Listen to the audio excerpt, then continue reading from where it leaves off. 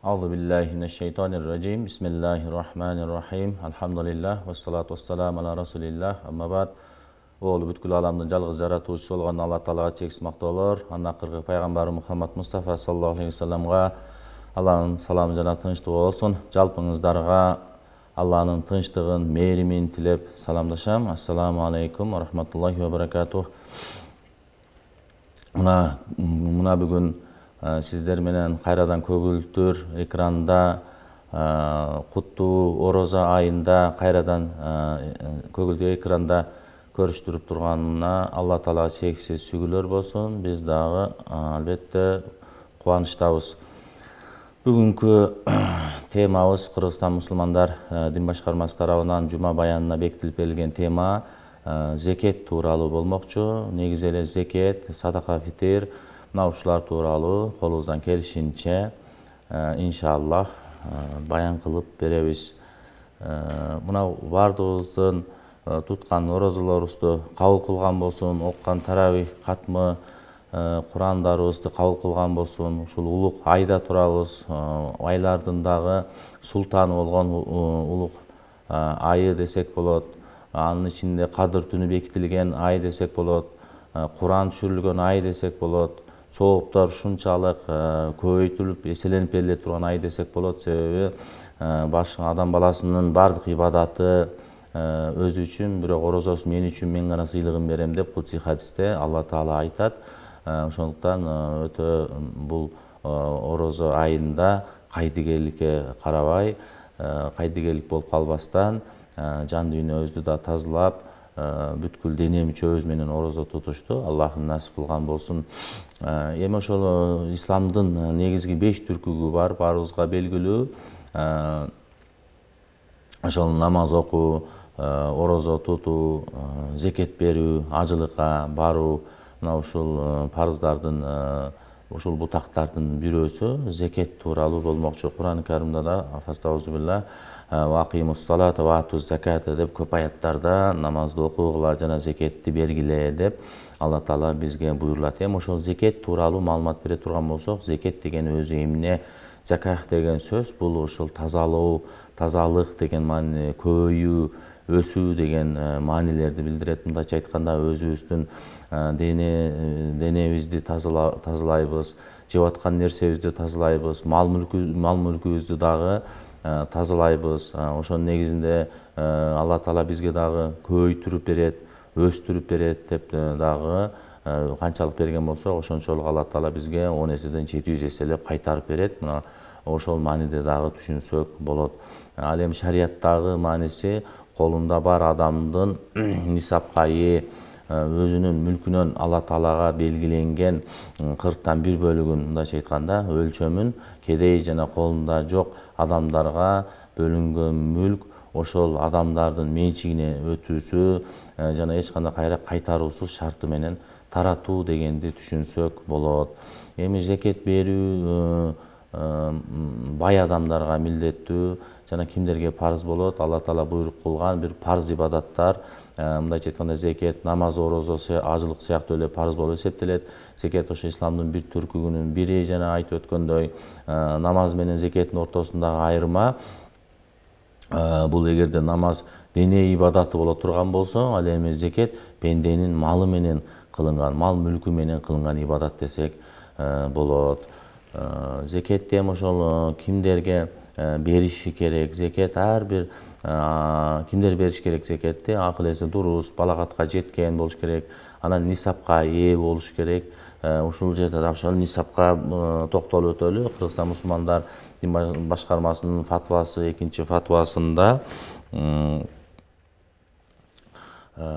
ушул жерде ошол ар бир мусулман пенденин байлыгы ислам шариятында көрсөтүлгөндөй зекет өлчөмүнө жетип, колунда кармалып турганына 1 жыл толгон болсо, ал мусулманга зекет берүү парыз болуп эсептелет дейт. Зекетке ошол байлыктын 40тан 1 бөлүгү берилет. Тагыраак айтканда 100% деп алып турган болсок, 100дүн 2,5% берилет. Зекеттин өлчөмү, нисабы алтын эсебинде 20 мискал алтынга барабар, 20 мискал орточо эсеп менен 85 грамм алтынга туура келет. Кыргызстанда 1 грамм алтындын баасы бүгүнкү күндө ошо жасалга болбогон лом алтын дейбиз. Ошонун баасы 4550 сом десек, ошо 1 граммды мындайча айтканда ошо 85 граммды 4550 сомго эсептегенде 386750 сом ушул зекеттин өлчөмү болот. Анын 40тан бири 9668 сом зекет катары чыгарылат. Бул эми алтын, акча, соода сатык максатында алынган товарлардын зекеттин өлчөмүнүн башталышы, колдоо байлыктын же акчанын суммасы көбөйгөн сайын зекеттин эсептери өзгөрүлө берет. Ошо канча эң аз ошол 386750 сомдон жогору болуп кетип атса, 400 миң, 500 миң болуп кетип атса, ошонун 40тан бирине мындайча айтканда 40ка бөлүп эсептелип кетиле берет. Бул эми эсеп ошо бүгүнкү күндүн алтынын эсебине карап берилди. Ошо зекетти дагы берип аткан учурда ошо алтындын граммына дагы көңүл бөлүп коюшу керек. Зекет күнүмдүк турмушта керектелүүчү нерселерден берилбейт. Мисалы үчүн өзүнүн жашап аткан турак жайы болсо, же машинасы болсо, же минген аты болсо, кийим кечеги, тамак аш, идиш аяк күнүмдүк колдонуп аткан нерселеринен берилбейт. Ал эми мал жанлык боюнча дагы азыр кийинчерээк токтолобуз. Мына ушундай кыскача зекеттин шарты ошол 386 миң сомго 368.750 сомго жеткен болсо, бир адамдын өзүнүн мындай негизги муктаждыктарынан сырткары ашыкча акчасы болгон болсо, ошону белгилеп, ошол 1 жыл мөөнөт күтүлөт. Ошо 1 жыл мөөнөттүн аралыгында дагы ушул акча азайбаган болсо, кийинки жылы дагы ошол 386.750 сом акчадан жогору болгон болсо, ошол адамга зекет берүү мындайча айтканда парыз болуп эсептелет. Зекетти качан бериш керек? Кимдир бирөө нисапка ээ болуп, жана ошол убакыттан баштап ошо ай календари боюнча мисалы ортодон 1 жыл өткөн болсо, шарты ага зекет берүү парыз болуп эсептелет. Бул ошо зекет жылы деп айтылат. Кайсы мүлктөрдөн зекет берилет? Зекет бериле турган ошо мүлктөр ошо алтындан, күмүштөн, баардык акча бирдиги, мисалы үчүн сом болобу, рубль болобу, доллар болобу, ошолордун баардыгынан эсептелет. Товар болуп эсептелген баардык мүлктөр, ошол соода сатык, мисалы үчүн костюм сатса, же көйнөк, же болбосо туфли, мына ушуга окшогон товарлардан, же идиш аякты сатса, ошолордун баардык мүлктөрдөн ошо суммасы эсептелип чыгарылып, ошол баягы нисап мүлккө жетиш керек. Андан сырткары ошо төөлөрдөн, уйлардан, төөлөрдөн 5 төө болсо, уйлардан 30 болсо, койлордон 40 болсо, кой эчкилерден, анан жердин түшүмүнөн дагы үшүр деп коебуз, ага да өзүнчө токтолобуз. Эми ошол товар зекет бериле турган мүлккө киреби дейт. Албетте мүлккө кирет. Эгер ошол товардын баасы нисапка тең же андан ашык болсо, анда ошол учурда товардын зекетин берүү керек. Мисалы үчүн бирөө ун сатат. Мисалы үчүн ошол соодадагы унун баасын эсептегенде 386 миң, мындайча айтканда 386.750 сом акчага жеткен болсо, же андан ашкан болсо, ага зекет берүү парыз болуп эсептелет. Анан кайсы баасы менен берет? Мисалы товардын ошо базар баасы канча болуп атат? Ошого карап, базардын баасында эсептеп, товарларды ошонун негизинде берет. Андан сырткары ошол жана айтып өтөбүз, хажат аслия деп коебуз. Ошо хажат аслия адамга ошол жашоодо өтө зарыл болгон, ансыз жашоо өтпөй турган, мисалы турак жай, кийим кечек дедик, ошолор күнүмдүк колдоно турган керектелүүчү акчалары, ошолар ансыз жашоо мындайча айтканда токтоп калат да, ансыз жашоо кыйын болуп калат. Ошолорду асли хажат аслия дейбиз. Мисалы ошол үйдүн буюмдары, мине турган машиналары, өзүнүн ушундай, мисалы үчүн телефон, колдонгон телефондору, кир жуугуч машинасы, палас килем, мисалы көрпө төшөктөрү дегендей, диван, ошого окшогон сыяктууларды дагы алымдар ушундай киргизишкен, ошо хажат аслияга деп. Мына ушулар эсепке кирбейт, нисапка кирбейт да. Андан сырткары ошо өздүк буюмдардан зекет берилеби дейт. Мисалы өздүк буюмдарда үйлөр, квартиралар, машиналар, дачалар же жерлер болгон болсо, бир буюмдар, аспаптар, буларга эгер соода сатык максатында болбогон болсо, аларга зекет берилбейт. Андан сырткары жанагындай асыл таштардан, кымбат баалуу таштардан дагы зекет берилбейт.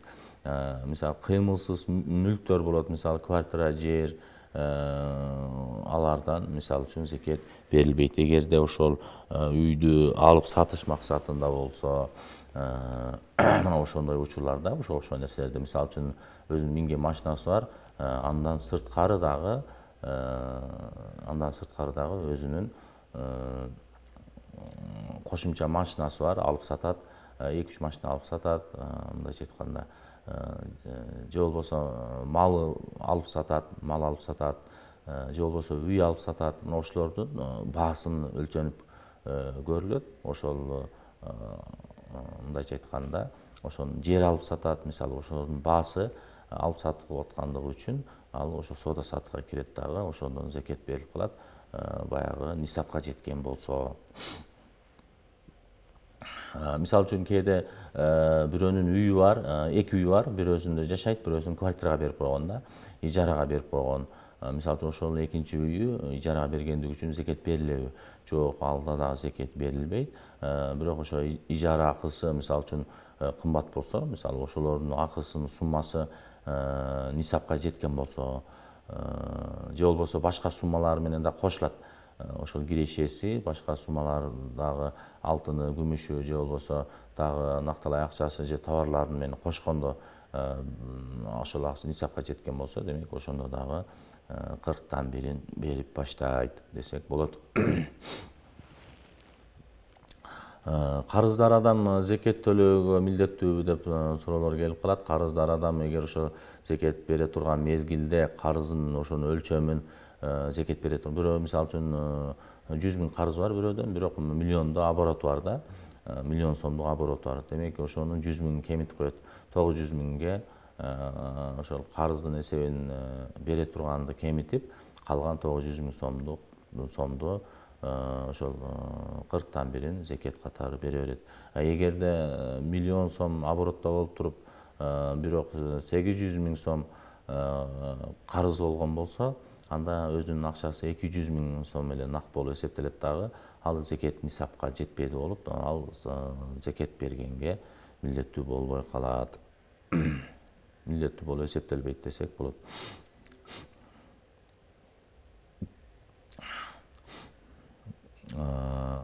Ошо товардын зекети кандай берилет дейт. Товардын зекети акчалай берсе дагы болот, ошо товардын өзү менен дагы берсе болот, бирок ошону акчалай суммасын чагып туруп, ошо акчалай берсе, ошо керек эмбагалга, балким ал товарга керек болбой калышы мүмкүн, муктаж эмес товар болуп калышы мүмкүн. Акча берген болсо, өзүнүн каалаган нерсесин алып алат.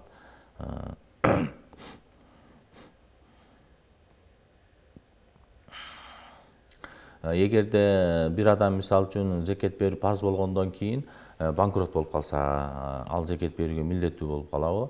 Эгерде адам банкрот болуп эч кандай мүлкү калбай калса, анда ага зекет берүү парз болбой калат. Эгер акчасынын кандайдыр бөлүгү калып, ал дагы ошол баягы нисапка жете турган болсо, анда ал ошол жеткен нисапка жеткенден 40тан 1-ин зекет берүүгө милдеттүү болуп калат. Эми алтын күмүштөр туурасында токтоло турган болсок, ошо алтын күмүштөн зекетке берилет.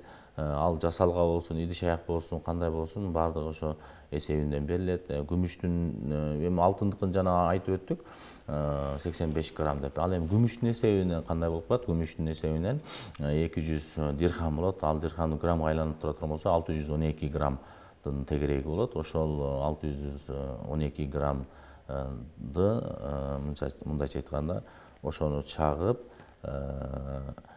мисалы үчүн 50 сом боло турган болсо, 600 граммды 30 000 сом, 40 000 сом мисалы, ошол 30-40 000 сомду бир жыл айланып аткан болсо ашыкча, анда ошодон дагы, мындайча айтканда, күмүштөн дагы ал бай болуп эсептелип берилет. Алтындын нисабын айтып өттүк. эми ошол алымдарыбыз көпчүлүгү айтат да ошо алтындан берсинби же күмүштөн берсинби деп. Ошол көпчүлүк алымдар ошол күмүштөн бергени дурусураак деп. Азыркы күндө эми алтын менен күмүштүн өтө айырмасы, мисалы үчүн алтын 4,5 миң болуп аткан болсо, күмүш балким 50 сом тегереги болуп калып, өтө пас болуп калды да. Өзү балким ал дагы өзгөрүп, кийин бири бирине теңге жакын болбосо дагы жарым баасына болуп калышы да мүмкүн. Ошондуктан ошол зекетти ушу күмүш баасында эсептеп дагы берген дурус деп айтышат. Мисалы үчүн бир адам 300 миң сом акчасы жок, бирок 100 миң сом акчасы бар, ошо зекет бергиси келет да. Же болбосо 50 миң сом акчасы бар. Мына ушулар күмүштүн эсебинен 50 миң сом күмүштүкү болсо, мисалы, ошонун эсебинен 50 миң сомдон 40тан бирин күмүштүн эсебинен деп зекет бере берсе дурус болот да. Себеби кедей кембагалдар көп, кедей кембагалдарга акысы үчүн мындайча айтканда жакшы болот.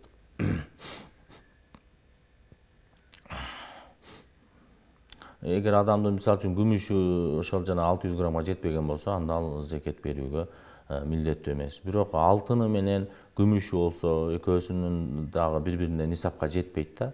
Ошол учурда алтындын нисабына жетпей аткан болсо, күмүштүн дагы акчасын эсептеп көрөт. Ошондо алтындын акчасына жетип калган болсо, мындайча айтканда жанагы 386 миң сом акчага жеткен болсо, же болбосо күмүштүн эсебине чагып 612 грамм 50 миң сом боло турган болсо, дагы ошо 50 миң сомго жетпей, мисалы үчүн 30 миң сом эле бар.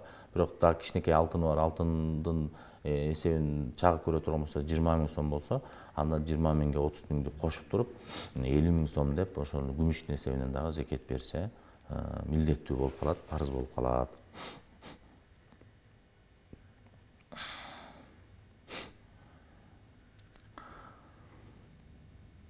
Андан сырткары ошол бир аз алтыны, күмүшү жана акчасы болгон болсо милдеттүү дейт. Ошол маалда дагы ошо баардыгын кошуп туруп эсептейт. Ошол маалда нисапка жеткен болсо, ошол 386 миң сом акчага жетип аткан болсо, анда ал дагы зекет берүүгө милдеттүү болуп калат. Андан сырткары ошо товарлар деп атабыз, ошол ар бир буюмдан дагы зекет берүү ошо коммерциялык максатта болуш керек. Ошондон дагы товарлардын зекеттери берилет. Товарды өзүнөн берсе дагы болот деп айттык. Же болбосо ошону акчага айландырып, акчалай берсе дагы болот дедик. Мисалы үчүн кээде бир буюмду алып туруп сатуу максатында алат дагы, кийин өзүн пайдаланып турган кылып өзүнө калтырып койгон болсо, анда зекет берилеби? Жок, анда ошо ниетин өзгөрткөн болсо, анда ал зекет бербей калат. Тескерисинче, мисалы үчүн эгерде бир адам бир буюмду өзүнө муктаждык катары сатып алды, бирок аны сатууга ниет кылса, анда ал буюмдун зекетин дагы берүү милдеттүү эмес десек болот. Ошо ниет, зекет берүүдө сөзсүз ниет кылыш керекпи?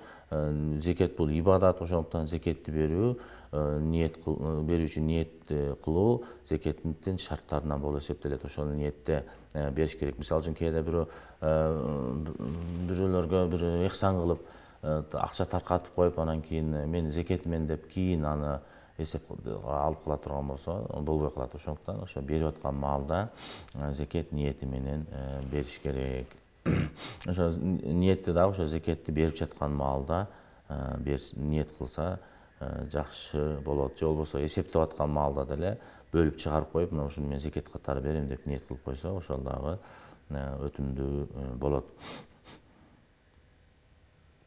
Жылдын ортосунда кандайдыр бир өлчөмгө акча кошулуп аткан болсо, мисалы үчүн бир жылда эсептеп койду, 386 миң 750 сом акчасы бар, зекет берем деп белгиледи. Ошо бир жыл айланыш керек деп шарт койдук го. Ошо бир жыл айланып аткан маалда 6 айдан кийин дагы акча кошулуп калган болсо кандай болот? Ошол акчаны да кошуп туруп эсептеп 40тан бирин берет. Анан зекетти дагы ошо бир жылдын ичинде чейин күтпөй дагы берсе боло берет. Мисалы үчүн бирөө мисалы былтыр эсептеген, июнда эсептеген болсо, зекет парыз болуп башталган болсо, бир жыл айланып кийинки июнга келиш керек да.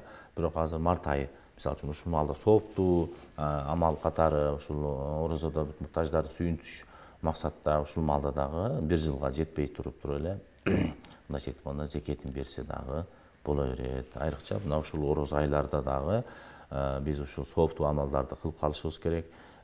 Бул айларда ар бир кылынган ибадаттар өтө көп мол соопторду керек болсо ошо нафил намаздарыбыз парздын ордуна өтө турганчалык сооп, парз намаздар 40-70% парз намаздын ордуна өтө турган соопторду керек болсо орозолуу адамдын бир эс алуусу, уктоосу деле бир зикир дегендей ушунчалык сооптуу бериле турган, мол бериле турган бир айларда турабыз. Ошондуктан ушундай зекетти дагы ушул ороз айында берсек дагы жакшы болот иншалла.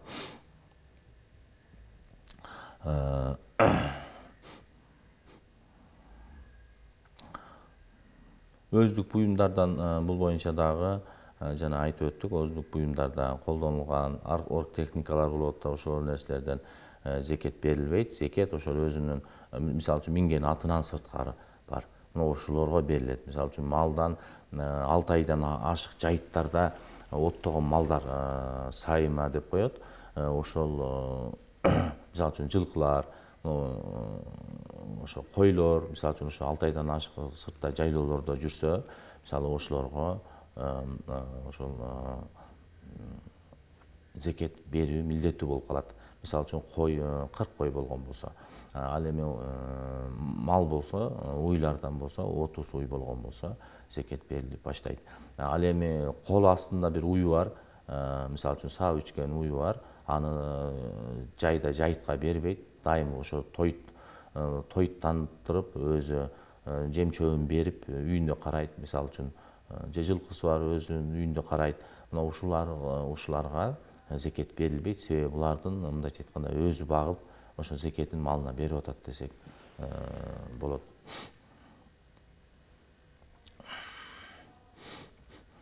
Айыл чарба жумуштарына пайдаланган малдардан зекет берилбейт. Жана айтып өткөндөй, ошо зекет көбөйтүү үчүн багытталган малдар бар. Мисалы үчүн жылкылар бар. Ошол 6 айдан сырткары кышында эле бир 2-3 ай колго келбесе, жылкы дайым талаада жүрөт. Мына ошол жылкылардан зекет берилет.